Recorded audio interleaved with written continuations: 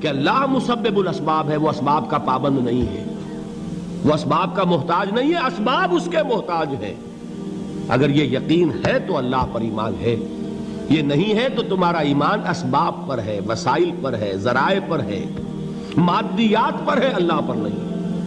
اس وقت کہاں راستہ تھا؟ کوئی راستہ تھا؟ سمندر ہے اور ادھر سے لشکر آ گیا ہے۔ کلا ان معی ربی سیہدین۔ اب دیکھیے ایمان کہہ دینا آسان ہے، ہوا معکم اینما کنتم، جہاں کہیں بھی تم ہوتے ہو اللہ تمہارے ساتھ ہوتا ہے، لیکن اس کا یقین قائم ہو جائے تو زمین و آسمان کا فرق واقع ہو جائے۔ یہی بات ہوئی حضور کے ساتھ۔ غار ہے، چھپے ہوئے ہیں محمد الرسول اللہ اور آپ کے وہ یار غار ابو بکر صدیق رضی اللہ تعالی عنہ۔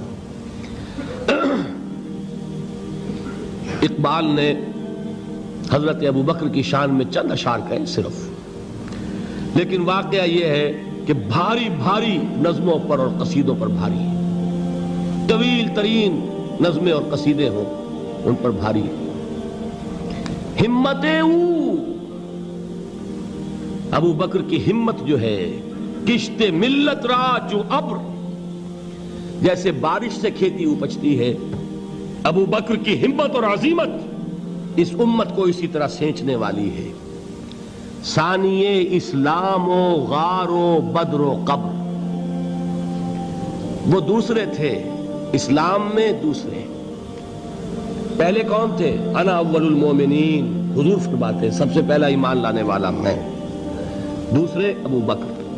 ویسے ہمارے ہاں یہ چلتا ہے اختلاف، حضرت علی پہلے ہیں کہ حضرت ابو بکر پہلے ہیں، لیکن اس میں بڑی خوبصورت تطبیق قائم کی ہے علماء نے اور بہت صحیح ہے۔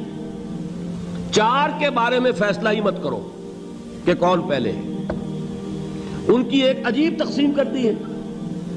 آزاد مردوں میں، بالغ مردوں میں سب سے پہلے ابو بکر، بچوں میں سب سے پہلے علی، خواتین میں سب سے پہلے خدیجہ، اور غلاموں میں سب سے پہلے زید ابن حارثہ۔ بڑی پیاری تقسیم ہے، یہ چاروں ہی پہلے ہیں، ہر ایک کے لیے اولیت ہے۔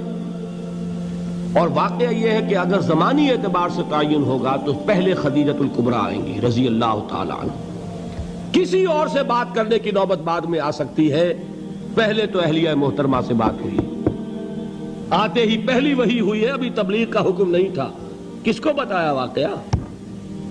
ابھی اپنی نبوت کی تبلیغ کا تو حکم ہی نہیں آیا۔ واقعہ کس کا ہے؟ وہ خدیجہ کا ہے۔ جب کہا ہے کہ خشیت علی نفسی، مجھے اپنی جان کا اندیشہ ہے، تو کیا جواب دیا خدیجہ نے رضی اللہ تعالی عنہا؟ وہ صدیقۃ الکبریٰ ہے۔ صدیقات جو ہیں خواتین، ان میں چوٹی پر خدیجۃ الکبریٰ ہے رضی اللہ تعالی عنہا، اور صدیق جو مرد ہیں ان میں صدیق اکبر ہے ابو بکر صدیق رضی اللہ تعالی عنہ، لیکن صدیقات میں چوٹی پر۔ جب حضور نے فرمایا خشیت علی نفسی، کیا فرمایا؟ کیا عرض کیا؟ کیسے تسلی دی؟ نہیں نہیں، اللہ آپ کو ضائع نہیں کرے گا، آپ غریبوں کے ہمدرد ہیں، آپ مساکین کے تکالیف رفع کرنے والے ہیں، آپ بیواؤں کی سرپرستی کرتے ہیں، آپ مسافروں کی خدمت کرتے ہیں، اللہ آپ کو ضائع نہیں کرے گا۔ یہ یقین ہے اس خاتون کے اندر۔ خیر وہ ایک علیحدہ بات ہو جائے گی۔ میرے دل پر حضرت خدیجہ رضی اللہ تعالیٰ عنہ کی شخصیت کا بڑا گہرا نقش ہے، جو وہ کوئی اور ہی وقت اور موقع ہوا تو بیان ہوگا۔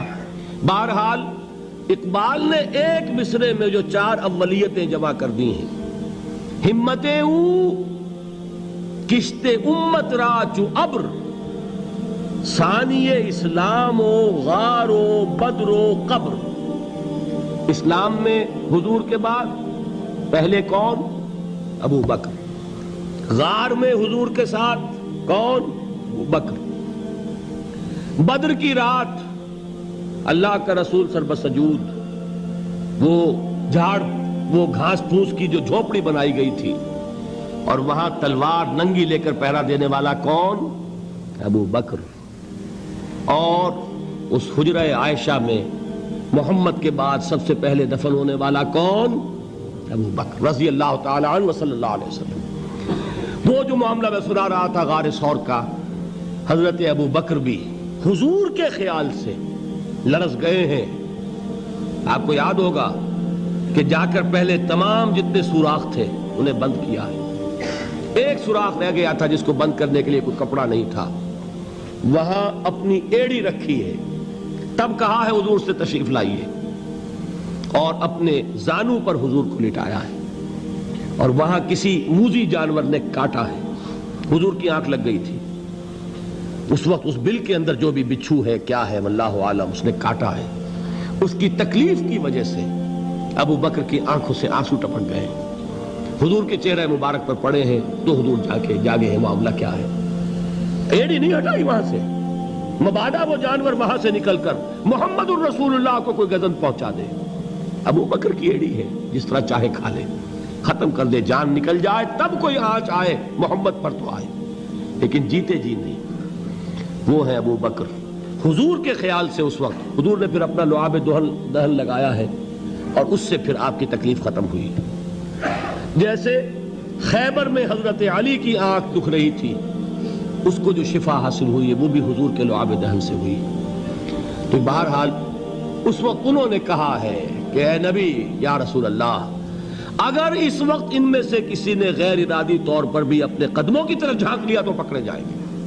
کیا جواب تھا اللہ کے رسول کا؟ لا تحزن ان اللہ معنا. اللہ ہمارے ساتھ ہے, کیوں گھبراتے ہو ابو بکر؟ یہ ہے ایمان باللہ. میرا مالک اللہ, میرا رازق اللہ, میرا محافظ اللہ, میرا مددگار اللہ, میرا پشت پناہ اللہ, میرا دوست اللہ. یہ دوستی ہے اللہ کی جو لب لباب ہے, حاصل ہے ایمان کا. اسی کا نام ولایت ہے. اولیاء اللہ کے سروں پر سینگ نہیں ہوتے. جس کے دل میں ایمان راسخ ہو چکا ہو وہی اللہ کا ولی ہے. جسے اللہ پر یقین ہو چکا ہے وہی اللہ کا ولی ہے. جسے یقین ہے اللہ میرے ساتھ ہے, میرا مددگار, میرا پشت پناہ, میرا ساتھی, میرا دوست, میرا محبوب, میرا محب. اللہ اہل ایمان سے محبت کرتا ہے. واللہ یحب الصادقین. ان اللہ یحب الذین یقاتلون فی سبیلہ صفا کانہم بنیان مرصوص. اللہ محبت کرنے والا, اہل ایمان محبوب, اور اہل ایمان محبت کرنے والے اللہ محبوب. والذین آمنوا اشد حبا للہ. آپ تصور کیجئے جسے یہ رشتہ ایمان یا رشتہ ولایت حاصل ہو جائے, الا ان اولیاء اللہ لا خوف علیہم ولا هم یحزنون. آگاہ ہو جاؤ, اللہ کے دوستوں کے لیے نہ کوئی خوف ہے نہ کوئی حزن ہے. اور میں بیان کر چکا تھا, خوف اور حزن کے خاتمے ہی کا نام امن ہے. زوال خوف, زوال حزن. یہ خوف اور حزن کیوں آتے ہیں بار بار؟ اللہ تخافوا ولا تحزنوا, دونوں آ گئے. الا ان اولیاء اللہ لا خوف علیہم ولا هم یحزنون, پھر وہی دو. وہ کیوں ہے؟ خوف ہوتا ہے کسی مستقبل کی بات کا, یہ نہ ہو جائے, وہ نہ ہو جائے, یہ نقصان نہ پہنچ جائے, یہ تکلیف نہ ہو, یہ غضب نہ آ جائے. خوف ہے مستقبل سے.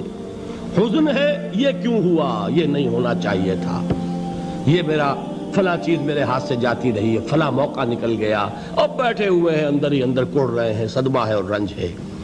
اور جو اللہ پر ایمان رکھتا ہے وہ جانتا ہے ما اصاب من مصیبت فی الارض ولا فی انفسکم الا فی کتاب من قبل ان نبرأها ان ذلک علی اللہ یسیر لکی لا تعصوا علی ما فاتکم ولا تفرحوا بما آتاکم واللہ لا یحب کل مختال فخور. اس زمین میں یا تمہاری جانوں میں کوئی تکلیف, کوئی مصیبت نہیں آ سکتی سوائے اس کے کہ جو اللہ نے لکھ دی ہو, اس سے پہلے کہ وہ ظاہر ہو. جس کو یہ حقیقت معلوم ہو گئی اس کو یہ طرز عمل اختیار کرنا چاہیے. جو چیز چھن جائے, جاتی رہے, چھوٹ جائے, اس پر افسوس نہ کرو. کس نے چھینی؟ دوست نے. دوست کے فیصلے پر شکایت. دوستی کو بٹا لگا رہے ہو, سرے تسلیم خم ہے جو مزاج یار میں آئے. اگر دوستی ہے تو پھر تو تمہیں گردن جھکانی چاہیے کہ ہر چہ ساقی ماریخت عین الطافست, جو بھی میرا ساقی میرے پیالے میں ڈال دے اس کا کرم ہے. جو اس کی طرف سے آئے اس پر کوئی رنج نہیں, کوئی صدمہ نہیں, کوئی غم نہیں, کوئی شکایت نہیں, کوئی شکوہ نہیں.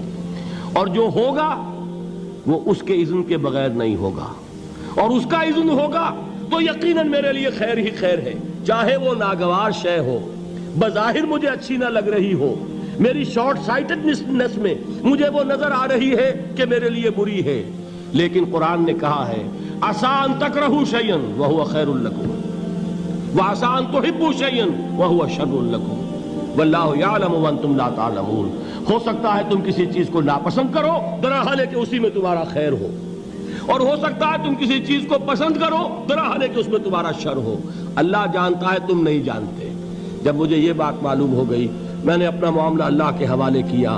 سپردم بے تو مایا خیش را تو دانی حساب کم و بیش را، اے رب جو تو چاہتا ہے وہ ہو، تیرے علم میں جو شے میرے لیے خیر ہے وہ ہو جائے، میری کوئی پسند نہیں، میری کوئی چاہت نہیں، یہ ہے راضی برضائے رب۔ اکبر الہ آبادی نے اسے کہا ہے رضائے حق پہ راضی رہ، یہ حرف آرزو کیسا، خدا خالق، خدا مالک، خدا کا حکم تو کیسا۔ جب میں آ گیا بیچ میں، میری پسند، میری مرضی، میری خواہش، میری چاہت، یہی تو شرک ہے۔ ما شاء اللہ کان وما لم یشاء لم یکن، جو اللہ نے چاہا وہ ہوا، جو اس نے نہیں چاہا نہیں ہوا، اختیار اس کا ہے، میرا تو نہیں۔ رضائے حق پہ راضی رہ، یہ حرف آرزو کیسا، خدا خالق، خدا مالک، خدا کا حکم تو کیسا۔ اقبال نے اسے کہا ہے فارسی میں، اب آپ کہیں اس کا ترجمہ بھی کرو تو وہ مجھے ذرا اس وقت کچھ بہت ہی بدذوقی کسی بات نظر آئے گی۔ جائیے پوچھئے کسی سے جسے فارسی آتی ہو۔ برو کشید ز پیچا کے ہست و بود مرا، چے اقدہا کے مقام رضا کشود مرا۔ مجھے تو تمام پیچ و خم سے نکال دیا اس مقام رضا نے، میں راضی برضائے رب ہوں، جو فیصلہ اس کا میں اس پر راضی۔ تو کہاں کا حزن اور کس کا خوف، یہی زوال حزن اور زوال خوف، یہی ہے امن، یہ نتیجہ ہے ایمان کا۔ تو جان لیجئے یہ ہے لب لباب، یہ ہے حاصل ایمان کا، یہ ہے تو ایمان ہے، یہ نہیں ہے تو ایمان نہیں۔